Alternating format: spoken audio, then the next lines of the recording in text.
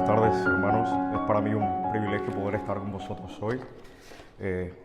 Y creo que estoy emocionado de la última vez que me tocó predicar. Creo que no había ni la mitad de las personas que estaban hoy aquí, ¿no? Y creo que no conozco a prácticamente el 50% de la congregación, ¿no? Y eso es un motivo de mucha alegría. El Señor sigue obrando, ¿no? En medio de esta pandemia, en medio de esta situación donde parece que no tenemos el control, el Señor sigue obrando. Así que a Él sea la gloria en ese aspecto. La semana pasada vimos la predicación que nos dio Alberto, concretamente el capítulo 5 de la primera carta del apóstol Pablo a los Corintios, y concretamente vimos qué instrucciones nos daba el apóstol Pablo para tratar con el pecado no arrepentido de la inmoralidad sexual dentro de la iglesia. Y terminaba el apóstol Pablo diciendo lo siguiente: ¿puedo yo juzgar a los que están en el mundo? Y él respondía a esta pregunta retórica diciendo: no, yo voy a juzgar a lo que está dentro de esta congregación. Y el texto que vamos a ver hoy, que es 1 Corintios capítulo 6, del 1 al 11, continúa con esta idea del apóstol Pablo que nos va a ayudar a ver de qué manera debe la iglesia responder cuando existen conflictos de carácter civil, legal, entre miembros de una propia congregación o incluso entre personas que son cristianas. ¿Cómo debe responder la iglesia a esta situación? Así que, hermanos, venid conmigo por favor a 1 Corintios capítulo 6. Vamos a leer el texto completo, es un texto bastante corto y así vamos a tener una mejor perspectiva de todo lo que vamos a hablar. Dice así: ¿Osa alguno de vosotros, cuando tiene algo contra otro, ir a juicio delante de los injustos y no delante de los santos? ¿O no sabéis que los santos han de juzgar al mundo? Y si el mundo ha de ser juzgado por vosotros, ¿sois indignos de juzgar cosas muy pequeñas? ¿O no sabéis que hemos de juzgar a los ángeles, cuanto más las cosas de esta vida?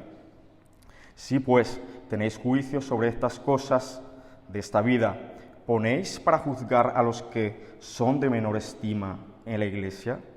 Para avergonzaros lo digo, porque no hay entre vosotros sabio, ni aun uno, que pueda juzgar entre sus hermanos, sino que el hermano con el hermano pleitea en juicio, y esto ante los incrédulos. Así que, por cierto, es ya una falta en vosotros que tengáis pleitos entre vosotros mismos. ¿Por qué no sufrís más bien el agravio? ¿Por qué no sufrís más bien el ser defraudados? Pero vosotros cometéis el agravio y defraudáis, y esto a los hermanos. ¿No sabéis que los injustos no heredarán el reino de Dios? No erréis, ni los fornicarios, ni los idólatras, ni los adúlteros, ni los afeminados, ni los que se echan con varones, ni los ladrones, ni los avaros, ni los borrachos, ni los maldicientes, ni los estafadores heredarán el reino de Dios. Y esto erais algunos, mas ya habéis sido lavados, ya habéis sido santificados, ya habéis sido justificados en el nombre del Señor Jesús y por el poder y por el Espíritu de nuestro Dios. Vamos a orar. Buen Dios y Padre, gracias por la oportunidad que tenemos de estar reunidos aquí en tu nombre. Sabemos, Señor, que tú te haces presente en medio de la congregación de tus santos. Sabemos, Señor, que estamos aquí, Padre, y que estamos aquí porque tú lo has permitido, Señor. Ninguno de nosotros ha hecho nada, Señor, para recibir la salvación de ti. Tú nos amaste primero, Señor, y por eso estamos aquí. Padre, te pido que uses mi vida para poder dar el mensaje de la manera más fidedigna posible a tu palabra, de la manera más fiel a tu palabra. Y que, Padre, seas tú glorificado, yo mengüe, Señor, y tú seas exaltado. Gracias, Padre, por todo. Te pido, Señor, que toques los corazones de todas las personas presentes, sean, Señor, hermanos, o sean, Señor, personas que aún no te conocen. Padre Santo, gracias te damos en el nombre de Jesús. Amén. Antes de empezar a bucear en este texto de 1 de Corintios capítulo 6, me gustaría daros un poco de contexto que nos va a permitir entender por qué el pueblo de Corintio, por qué estos hermanos de Corinto se comportan como se comportan dentro de la iglesia. Al estudiar este texto he visto, no podía dejar de pensar en tres cuestiones.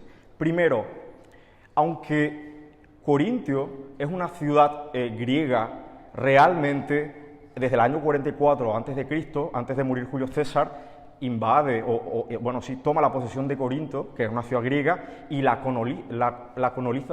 coloniza completamente. Manda una serie de veteranos militares, esclavos que habían recuperado su libertad, y algunos de ellos, la mayoría, habían incluso adquirido la nacionalidad romana, y de alguna manera replica la estructura que el Imperio Romano utilizaba en Roma y en algunas de las ciudades que conquistaba, donde de alguna manera lo que hace es que influye completamente, o por no decir completamente, casi completamente, en el estilo de vida de esta ciudad. Una de las cosas que hay que entender con respecto a esto es que los romanos son los que de hecho fundan nuestro sistema judicial, tal como nosotros lo conocemos. El derecho que utilizamos los españoles, los italianos, la gente de Latinoamérica e incluso la gente de Estados Unidos tiene su base en el derecho romano, en el derecho que codifican los romanos. Y hay que entender que para los romanos ir a juicio era algo que formaba parte de su propia identidad. A los romanos les encantaba airear los trapos sucios en la plaza delante del juez, que se llamaba un pretor. No existía en ese momento todavía la figura de abogado, pero lo que hacía la gente era que el demandado y el demandante iban a la plaza y de forma pública creaban una especie de teatro donde empezaban a gritar literalmente sobre qué había hecho una persona y qué había hecho la otra persona, a fin de que finalmente este juez, el pretor, decidiera quién tenía la razón. Entonces, esta es una de las cuestiones que tenemos que tener muy en cuenta cuando entendamos de qué está hablando el apóstol Pablo en este concreto caso. Para los corintios, al igual que para el resto de las comunidades romanas del siglo I, airear los conflictos legales era algo común y estaba bien visto. Desde la mañana hasta por la tarde, el pretor recibía a la gente y la plaza se llenaba de gente y todo el mundo a escuchar los problemas de la gente. Era como ir al teatro, básicamente. Otra de las cosas que también tenemos que tener en cuenta para poder entender cómo es esa comunidad corintia que estamos viendo y cómo es ese conflicto que Pablo nos va a tratar, es que durante el siglo I no existía una iglesia como tal. Los judíos tenían libertad de culto, pero realmente el cristianismo como tal todavía no estaba legalizado. Entonces no existía una sinagoga o un templo donde los cristianos pudiesen ir y tener una vida comunitaria. Existían lo que conocemos como hogares e iglesias durante el siglo I. De hecho, en el libro de Romanos, al final del capítulo 16, el apóstol Pablo, al saludar a la iglesia, a la congregación en Roma, habla de una persona llamada Gallo, de quien el apóstol Pablo dice, mi hospedador y el hospedador de toda la iglesia. Lo mismo sabemos de Priscila y de Aquila, que eran hospedadores de la iglesia en la provincia romana de Acaya. Es decir, esta era la forma en la que la iglesia trataba durante el siglo I. Creo que nosotros como iglesia podemos decir que tenemos un modelo bastante similar, porque aunque tengamos un templo, en nuestro día a día nosotros estamos en casa de hermanos, conocemos la vida de los hermanos, nos implicamos en la vida de los hermanos y sabemos que cuando hay mucho trato, cuando hay una relación más cercana, es mucho más común que existan problemas. Y la tercera cuestión que también tenemos que tener en cuenta con respecto a este conflicto que vamos a empezar a ver a partir del versículo 1 al versículo 11 es cómo era la ciudad de Corinto, de qué vivían esta gente, cuál era la composición de esta sociedad.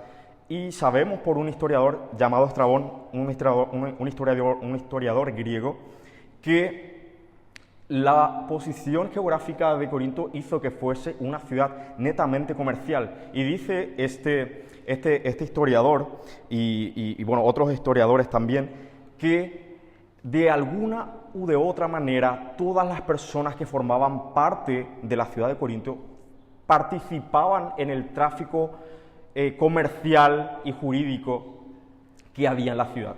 Es decir, era normal que todas las personas de alguna manera tuviesen algún tipo de trato que pudiera ser de este tipo. Entonces, vemos que a los romanos del siglo I y a los romanos a lo largo de toda su historia les gusta mucho un pleito, que en la congregación las personas se relacionan diariamente, y en tercer lugar, que esas personas que son de varios niveles sociales, donde hay ricos y hay pobres, normalmente tienen relaciones que no solamente son personales, sino que incluso pueden llegar a ser relaciones comerciales, ¿no?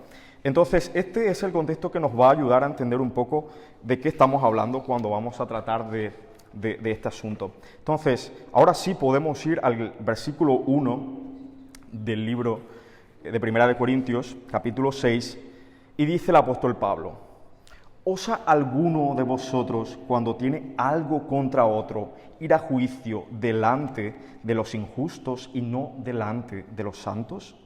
El apóstol Pablo ya nos muestra un poco cuál es la situación en la iglesia de Corintios. Hay una situación, o varias, no sabemos si era un solo conflicto o eran varios conflictos que están añadiendo un problema más a los problemas de división que existen en la iglesia de Corintios.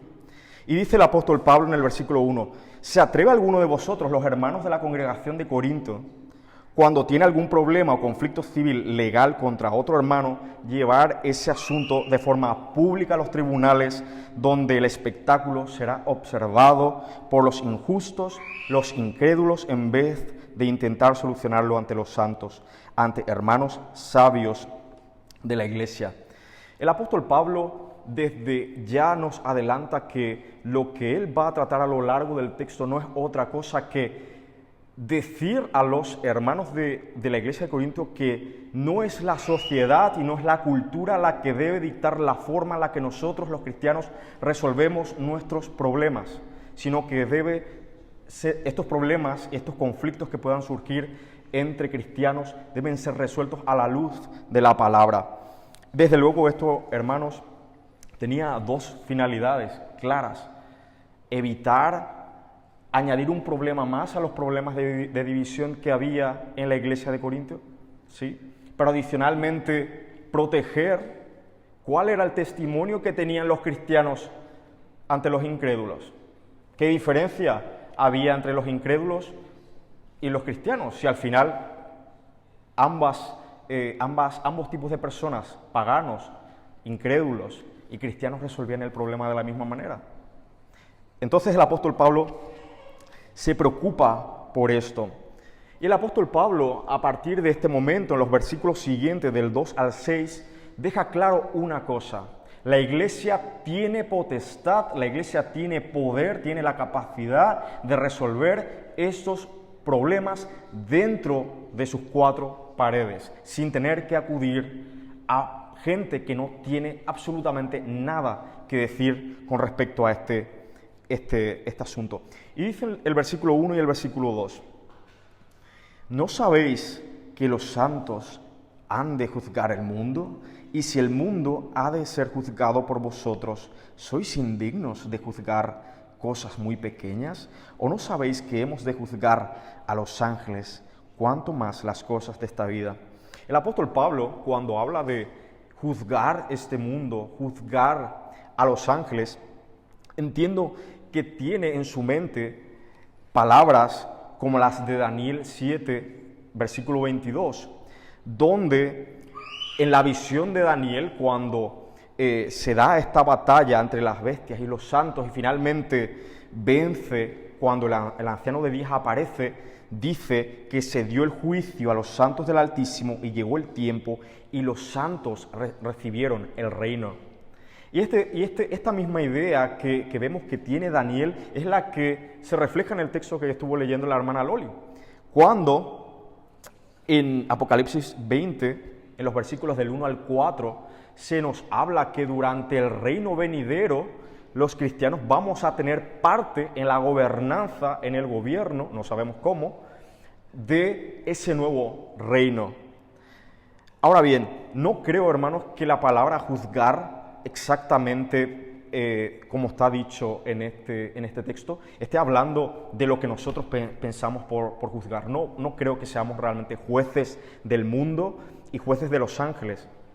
No creo que sea una facultad que nos haya sido dada, sino que de alguna manera vamos a ser partícipes en ese gobierno que tendrá Cristo en el reino venidero. Y dice entonces el apóstol Pablo, nos muestra este enorme poder que vamos a tener los cristianos en el reino venidero, y hace el apóstol Pablo una comparativa y dice, vamos a ver, si a vosotros se os dará la potestad de ser copartícipes en el gobierno del reino venidero con Cristo, que es algo realmente importante, ¿cómo no sois capaces de resolver estas cuestiones pequeñas dentro de la propia iglesia? Entiendo que este es el significado de la palabra juzgar y de su significado griego, que es krino, en este concreto contexto. Ahora bien, una de las cosas que con respecto a este asunto me gustaría dejar claro es, tenemos que delimitar muy bien qué son cosas muy pequeñas, de tal manera que no dé pie a malinterpretaciones, tal como ha ocurrido en muchas iglesias. Hermanos, cuando el apóstol Pablo habla de cosas muy pequeñas, el propio apóstol Pablo tiene en su mente lo que había dicho en la epístola de Romanos, capítulo 13, versículos del 1 al 7. Venid por favor conmigo a Romanos, capítulo 13, versículos 1 al 7.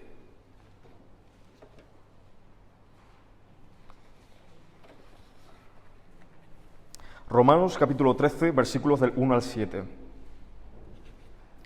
Dice así: sométase toda persona a las autoridades superiores, porque no hay autoridad sino de parte de Dios, y las que hay por Dios han sido establecidas.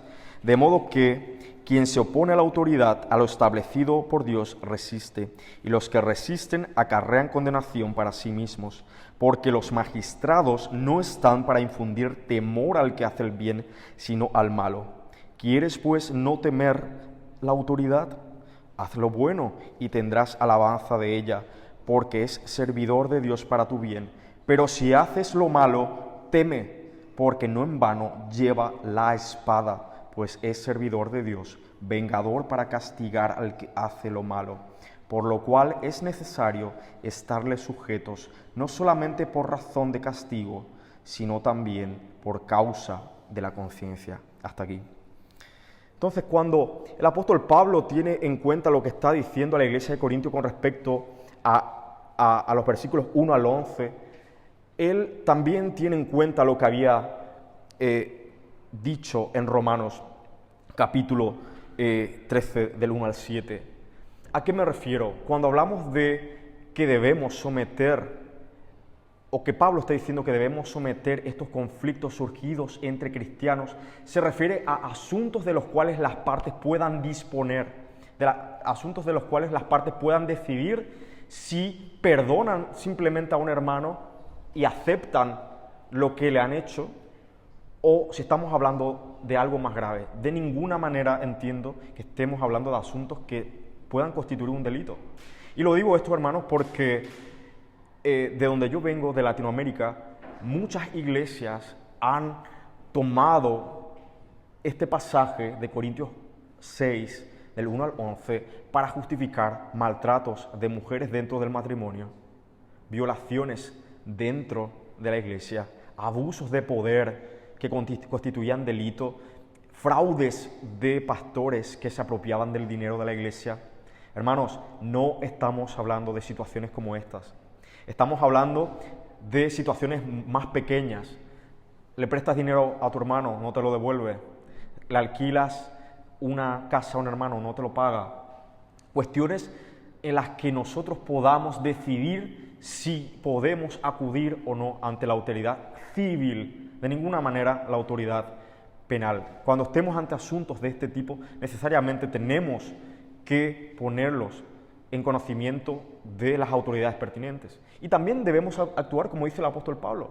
Debemos ir a esos hombres sabios que están en nuestra iglesia, comentar con ellos cuál es este problema y ellos seguramente nos dirán, esto es lo que tienes que hacer. Tienes que ir a la autoridad y denunciar esto que está pasando. Entonces, estas son las dos cuestiones que son muy importantes entenderlas. El apóstol Pablo deja claro el deber que tiene el cristiano de someter estas cuestiones pequeñas al conocimiento dentro de la iglesia, pero dejando muy claro que no cualquier situación puede ser sometida. Hay situaciones que vamos a tener que someterlas directamente a la autoridad que corresponda. Ahora bien, en los versículos siguientes, en el 5 y el 6, podemos ver cómo el apóstol Pablo nos dice cómo exactamente debemos tratar con este problema. Dice el versículo 4, si pues tenéis juicios sobre estas cosas, sobre cosas de esta vida, ¿ponéis para juzgar a los que son de menor estima en la iglesia? Para avergonzaros lo digo, pues que no hay entre vosotros sabio ni uno que pueda juzgar entre sus hermanos, sino que el hermano con el hermano pleitea en juicio, y esto ante los incrédulos. Así que, por cierto, ya es una falta en vosotros que tengáis pleitos entre vosotros mismos. ¿Por qué no sufrís más bien el agravio? ¿Por qué no sufrís más bien el ser defraudados? Pero vosotros cometéis el agravio y defraudáis, y esto a los hermanos.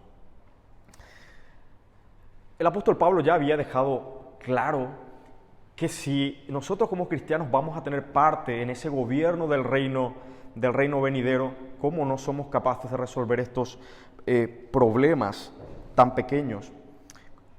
Y ahora cuando el apóstol Pablo habla en el versículo 4 de que ponemos a personas que son de menor estima dentro de la iglesia, realmente no se está refiriendo a que vayamos a hermanos que no tienen una madurez espiritual dentro de la iglesia. Está utilizando el término de menor estima para referirse a los jueces seculares, personas que no tienen nada que ver en un determinado asunto dentro de la iglesia. Entonces, está claro ese primer punto de que esas personas que no tienen nada que ver en los asuntos espirituales de la iglesia probablemente tampoco deberían tener parte en este tipo de asuntos. Y lo que el apóstol Pablo nos llama a hacer es exactamente lo que hemos hablado hasta ahora y que repetimos una y otra vez. Acudir a aquellas personas sabias de la iglesia que puedan mediar en el conflicto. Y es curioso esto, lo que dice el apóstol Pablo. Da la impresión de que el apóstol Pablo lo dice con rintintín, como decimos aquí. ¿No se jactaban los corintios de ser gente sabia? Sí, en el 1:18. Se jactaban de tener esa sabiduría propia de la comunidad helénica, de los griegos. Y el apóstol Pablo viene a decir, ¿no hay entre vosotros sabio, al menos uno?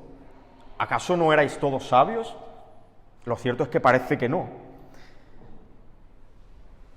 Pero desde luego, hermanos, nosotros podemos aprender de los errores que han podido cometer otras personas, y en este caso el ejemplo que se nos da de la iglesia de Corinto, para aplicar esto a nuestras vidas. Y venir, cuando tengamos este tipo de conflictos, poder venir a nuestros pastores, nuestros hombres sabios, a nuestros ancianos, y comentar con ellos esta situación. Pero también me parece bastante curioso lo que el apóstol Pablo señala en el versículo 7. Me parece a mí que todo lo que el apóstol Pablo hasta ahora está diciendo no es otra cosa que una solución al mundo caído en el que estamos viviendo. ¿Por qué digo esto? Porque si vamos al versículo 7, vemos que el apóstol Pablo dice, lo primero, ya es una falta que tengáis estos pleitos entre vosotros. Estos pleitos no deberían existir entre vosotros. Sois personas justas, No sois injustos. ¿Cómo podéis permitir que estos conflictos surjan entre vosotros? Y dice Pablo, bueno, si hay este tipo de conflicto, estamos todavía en el 7, dice, ¿por qué no sufrís más bien el agravio? ¿Por qué no sufrís más bien el ser defraudados? El apóstol Pablo incluso apela a esa persona que ha sido defraudada, que ha sido víctima de esa situación, y le dice básicamente, ¿por qué no soportas pacientemente la injusticia por causa del reino y por causa de Cristo? ¿Sería esa realmente la solución más espiritual al problema? Difícil, ¿no? No nos gusta cuando alguien nos hace daño, y más si es un hermano, ¿no? Pero entonces, teniendo esto, dice el apóstol Pablo, es que estos problemas no siquiera deberían existir, pero si existen, oye, ¿por qué no sufrís más bien el agravio? ¿Por qué no sufrís más bien el ser defraudados? El apóstol Pablo da un poco por hecho de que la sociedad corintia no lo va a hacer. Entonces, por lo menos dice, oye, ya que ni vais a evitar que estos problemas existan entre vosotros, ni los vais a solucionar como soportando esa carga, oye, por lo menos solucionadlo dentro de la propia iglesia y no permitáis que los incrédulos vean el espectáculo. Es una deshonra, literalmente. Y cuando leía el verso o el texto del verso 7, no podía dejar de pensar en que Jesús sí actuó de esa manera. Jesús sí soportó el agravio. Y de hecho, cuando en el Sermón del Monte, en Lucas 6, 29 y 30, empieza a hablar de aquellas personas que nos hacen daño, en este caso los enemigos, él dice, al que te hiera en una mejilla, preséntale también la otra. Y al que te quite la capa, ni aun la túnica le niegues. A cualquiera que pida, dale, y al que tome lo que es tuyo, no pidas que te lo devuelva. Parece que el apóstol Pablo, de alguna manera, evoca este espíritu de una justicia superior que Jesús tenía. Una justicia que era muy superior a la que el ser humano tenía, ¿no? Porque es lo que hace Jesús en el Sermón del Monte. Nos da una visión de la justicia de una manera increíblemente superior a lo que nosotros conocíamos hasta ese momento. Pero cuando el apóstol Pablo dice a la iglesia, y concretamente a la persona que haya sufrido este perjuicio, que lo soporte pacientemente, él no está consintiendo de ninguna manera la actitud que está teniendo la otra persona. No es que la otra persona que haya cometido el agravio simplemente se vaya de rositas. Al contrario, vemos en el versículo 9 y 10 que el apóstol Pablo está siendo muy serio con respecto a este tema. Él dice lo siguiente: ¿no sabéis que los injustos no heredarán el reino de Dios? Pablo está diciendo, hermano, lo que estás haciendo está mal, examínate, porque estás actuando como un injusto. Tu comportamiento no se adapta al de una persona justa, estás actuando como una persona injusta. Y Pablo, que probablemente sabrá que la sociedad corintia pretendía hacerse ver como un pueblo sabio, y sabía probablemente que el hermano estaría diciendo, bueno, pero vamos a ver, es que defraudar a un hermano no es lo mismo que ser un fornicario o que ser un adúltero. Es lo que decimos, ¿no? Oye, es que no es lo mismo robar un boli que matar a alguien. Es lo que decimos los humanos. Esa es la justicia humana. Y dice el apóstol Pablo, para dejar claro que no, que lo que está haciendo esta persona o estas personas que están creando este conflicto dentro de la iglesia a través de esta forma, sepan y se enteren muy bien que su conducta es completamente equiparable a otras conductas que eran típicas en la sociedad corintia. Y dice el apóstol Pablo, no erréis, ni los fornicarios, ni los idólatras, ni los adúlteros, ni los afeminados, ni los que se echan con varones, ni los ladrones, ni los avaros, ni los borrachos, ni los maldicientes, ni los estafadores heredarán el reino de Dios. Pablo es claro. No creo que la intención de Pablo sea hacer daño, pero como padre espiritual, de hecho había fundado esta iglesia y amaba profundamente a los miembros de esta iglesia, tenía que ser muy claro con respecto a las implicaciones que tenía este tipo de hecho que constituía una división más, un problema más a los que había en Corintio. Hermanos, no existe ninguna diferencia. Sigue siendo pecado si estas conductas que nos comenta el apóstol Pablo en los versículos 9 y 10 forman parte de nuestro estilo de vida, no de un hecho puntual, nuestro estilo de vida no arrepentido. Debemos examinarnos y llegaremos a la conclusión de que algo está mal, algo no está bien. Pero lo que viene a continuación, hermanos, es maravilloso, realmente maravilloso. El apóstol Pablo da caña, pero ahora dice una verdad que nos conmueve, que nos encoge verdaderamente el corazón. Dice el versículo 11, y esto erais algunos, mas ya habéis sido lavados, ya habéis sido santificados, ya habéis sido justificados en el nombre del Señor Jesús y por el Espíritu de nuestro Dios. ¡Qué frase más bonita y poderosa, hermanos! Va dirigida a todos aquellos que estaban en la iglesia de Corinto y a nosotros mismos, que cuando podemos escuchar este sermón, a lo mejor de refilón sentimos culpa. El enemigo es lo que hace, ¿no? Pero nosotros sí podemos decir, hemos sido lavados, hemos sido santificados y hemos sido justificados, no por méritos propios. Con lo cual tenemos el poder de adaptar nuestras vidas, no a la cultura y a la sociedad y a su forma de hacer las cosas, sino a la palabra y a la forma en la que la propia palabra nos enseña que debemos comportarnos. Hermanos, no quiero que desconozcáis que este tipo de situaciones parece que no pueden ocurrir muchas veces en nuestra iglesia. Es verdad que nosotros como sociedad hemos evolucionado muchísimo. Ahora mismo ninguno de vosotros puede ir a juicio simplemente porque quiera representarse a sí mismo. Tendrá que contratar a un abogado y eso se hace en una sala privada, ya no tiene carácter público, pero los problemas siguen estando. Seamos sabios, verdaderamente sabios en el propio sentido de la palabra, no esa sabiduría humana, sino esa sabiduría que viene a través del conocimiento de la palabra y de aplicarla a nuestras vidas. Es importante, hermanos, que seamos conscientes de esto por los motivos que ya he dicho a lo largo del sermón y que los vuelvo a repetir una vez más.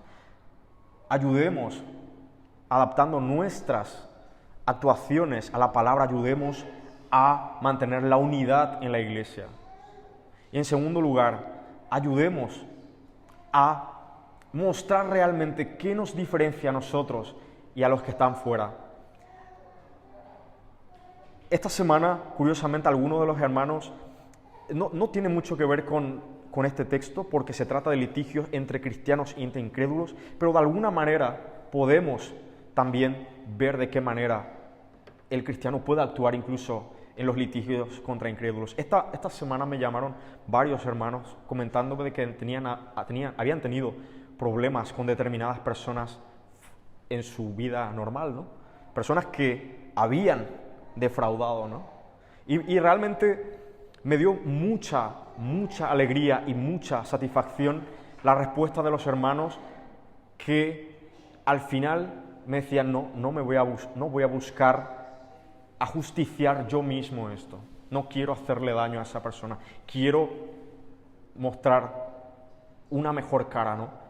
Eso es realmente también lo que debemos hacer O sea, con los hermanos de la iglesia, pero también con los incrédulos. Que ellos puedan ver, que los incrédulos puedan ver algo diferente en nosotros, que no seamos simplemente iguales al mundo. Hermanos, recordemos estas palabras. Seamos siempre conscientes de cómo puede afectar nuestras acciones a la iglesia. Y si no eres cristiano, lo único que puedo decirte es recordarte lo que dice el apóstol Pablo con respecto a aquellas personas injustas. No van a heredar el reino venidero. Pero lo bueno de nuestro Dios es que Dios puede convertir a esas personas del versículo 9 y 10, a los fornicarios, a los idólatras, a los adúlteros, a los homosexuales. Él puede convertirlos en personas del versículo 11, en los que han sido lavados, han sido santificados, han sido justificados, son justos. No hay nada mejor que la vida te pueda ofrecer que esto, tener la oportunidad de lavar tus vestiduras y un día presentarte al que sí tiene la potestad de juzgarte y lo va a hacer. Y no lo va a hacer conforme a tus obras, lo va a hacer en función a, ¿has creído en el unigénito Hijo de Dios? Si la respuesta es sí, no tienes de qué preocuparte. Estás justificado. Si la respuesta es no, lamento decirte que lo que te espera no es bonito. Y hermanos, muchos de los que estamos aquí, todos éramos como estas personas que habla el versículo 9 y el versículo 10. Yo era esa persona. Yo era una persona homosexual hace 4 años. 4 años. Y ahora mirad el anillo que tengo. El Señor transforma vidas. El Señor tiene poder. Y no importa en qué situación estés, Dios es grande y es poderoso para convertirte en una persona justa. Así que vamos a cerrar nuestros ojos y a tener un momento de silencio donde podamos realmente reflexionar sobre cuál es nuestra situación personal.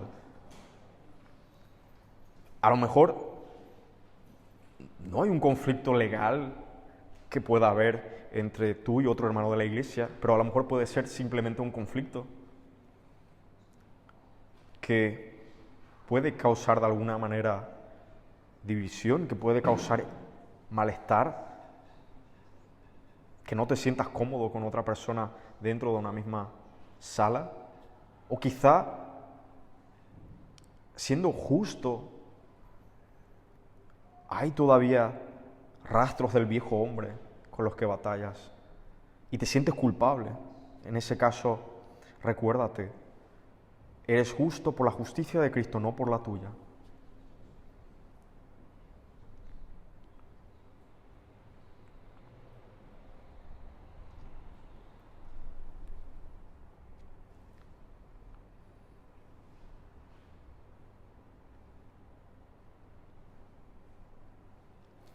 Buen Dios y Padre, venimos a ti, Señor, humildemente, reconociendo, Señor, que sin ti estamos perdidos. Sin ti, Señor, ¿dónde estaríamos hoy? ¿Qué hubiera sido, Señor, de nosotros si alguna vez no hubieras pronunciado nuestros nombres? ¿Dónde estaríamos, Señor? ¿Haciendo qué? Gracias, Padre, por salvarnos. Gracias, Padre, por todo lo que estás haciendo en nuestras vidas, por lo que has hecho y por lo que vas a seguir haciendo. Gracias de verdad, Señor. Ayúdanos, Señor, a seguir dando estos pasos hacia la santificación conforme a la imagen de Cristo. Que nosotros, Señor, seamos hechos cada vez más pequeños, más minúsculos, y tú seas hecho cada día más grande. Que cuando la gente, Señor, nos vea, Señor, no nos vea a nosotros, vea a Cristo reflejado en nuestras vidas. Y gracias, Padre, por tu enorme misericordia. Gracias, Señor. Señor, gracias porque hemos recibido, Señor, la posibilidad, Señor, de llamarte Padre, de clamar a ti en momentos de dificultad. Gracias, Padre. Pongo, Señor, delante de ti a mis hermanos, Señor, sus situaciones. Tú conoces, Señor, nuestros corazones, nada te es oculto. Ayúdanos, Señor, a seguir siendo amoldados, Señor, a la imagen y semejanza de Cristo. Padre, también conoces la vida de aquellas personas que están aquí, no te conocen. Señor, te pido, Señor, que tu palabra pueda, Señor, tener efecto en ellos, Señor. Es solamente tu palabra, Señor, la palabra predicada, la que, Señor, puede, Señor, producir ese cambio interior. Señor, que podamos volver todos, Señor, esta semana, meditando, Señor, en tu palabra y siendo conscientes, Señor, de cuánto necesitamos, Señor, tenerte. Eres, Señor, bueno. Eres realmente bueno, Señor. Gracias, Señor, por la misericordia no merecida que hemos recibido de ti. Glorifícate, Señor, en medio de tu pueblo. Usa nuestras vidas para tu gloria, Señor, no para la nuestra. Para tu gloria, Señor. Equipa a tu iglesia, Señor, con los instrumentos necesarios, Señor, para ser, Señor, embajadores de Cristo en esta tierra, Señor. Ayúdanos, Señor, a seguir nadando en contra de la corriente. Que sea tu palabra, Señor, la que dicte cómo debemos actuar, Señor. Gracias, Padre, te doy por tu enorme misericordia. En el nombre de Jesús oramos. Amén.